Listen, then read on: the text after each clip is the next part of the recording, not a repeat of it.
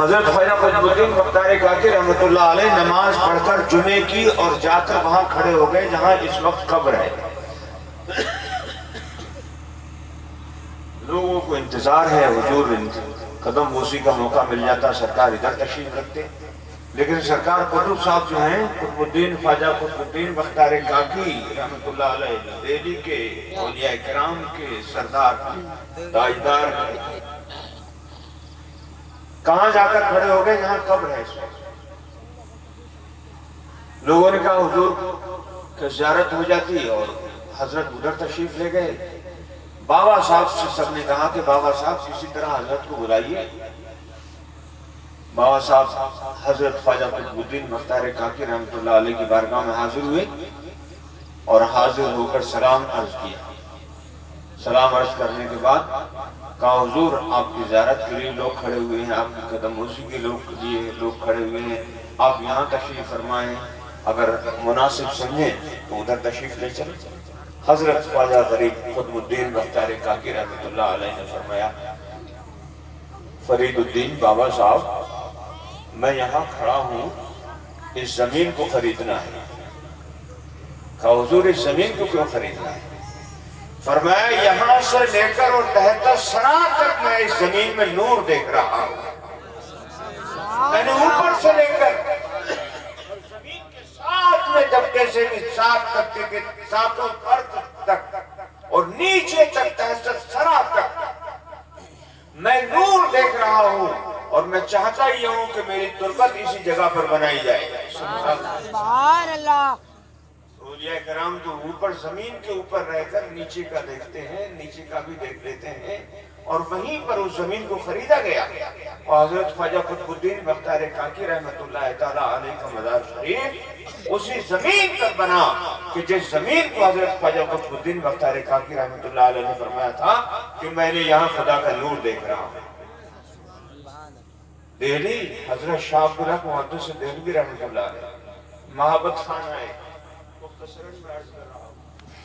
محبت خان آئے، کہا حضور میں چاہتا ہوں کہ آپ کا مقبرہ بنا دیا جائے. فرمایا بنا دو، کوئی بات نہیں. مقبرہ تیار ہوا. مقبرہ سمجھ رہے ہیں آپ؟ قبر، اور اس کو اوپر گولی، اس کے اوپر چار دیواری، یہ سب تیار کرنا ہے. مقبرہ تیار ہو گیا اور آ کر عصر کے وقت اطلاع دی. 21 صفر کو اطلاع دی تو حضور مقبرہ آپ کا تیار. وہ 21 ربیع الاول کو مقبرہ آپ کا تیار ہو گیا. فرمایا مقبرہ اگر تیار ہوگا تو ہم بھی تیار ہیں. اللہ اکبر. ادھر خبر ملی عصر کے ٹائم اور صبح تہجد کے وقت سرکار سیدنا حضرت شاہ عبدالحق محدث دہلوی کا وصال ہو گیا. وہ جانتے ہیں اولیاء کرام ہیں، ایسے ایسے اولیاء کرام ہیں وہاں. سرکار سیدنا حضرت نظام الدین اولیاء محبوب الہی سلطان علاء الدین خلجی نے بارہا کہا کہ میں بارگاہ میں حاضر ہو جاؤں، بارگاہ میں حاضر ہو جاؤں. نظام الدین اولیاء فرماتے کہ میری خانقاہ کے 2 دروازے ہیں، وہ ادھر سے آئے گا تو میں ادھر سے نکل جاؤں گا. 2 دروازے. سلطان نے بہت کچھ کی التجا کی، بہت کچھ اس نے منت و سماجت کی، لیکن حضرت نظام پاک راضی نہیں ہوئے. ملاقات کرنے کے لیے بادشاہ سلطان خلجی علاء الدین سلطان خلجی سے ملاقات کے لیے تیار نہیں ہوئے. کہا میں فقیر آدمی ہوں، مجھے اس سے کیا لینا دینا. بادشاہ آیا، ایک دن آئی گیا، اور آنے کے بعد اس نے یہ کیا، جیسے ہی پتہ چلا کہ نظام پاک کو کہ بادشاہ آ گیا ہے، آ رہا ہے، تو آپ نے خانقاہ کا دروازہ بند کرا دیا. اور جب خانقاہ کا دروازہ بند کرایا تو بادشاہ نے خادم کو لکھ کر یہاں سے بھیجا کہ آپ نے دروازہ بند کرا لیا ہے. آپ میں اور بادشاہوں میں فرق کیا ہے؟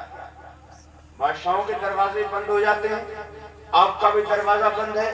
تو آپ نے ارشاد فرمایا، ادھر سے وہاں سے اندر سے لکھ کر بھیجا.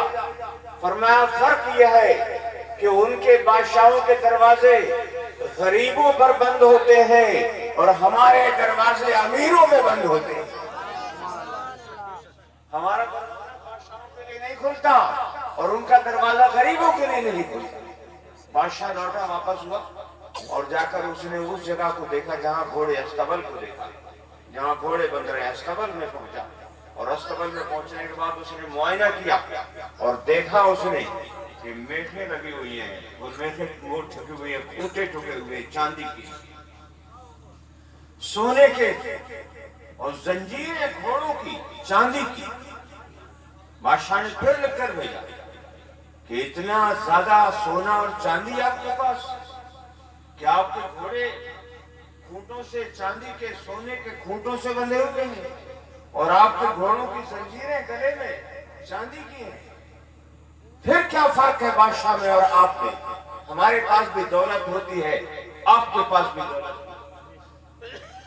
فرمایا سنو، تمہاری دولت تمہارے محلوں کی زینت بنتی ہے، اور ہماری دولت گھوڑوں کے اور استبل میں کام آتی ہے۔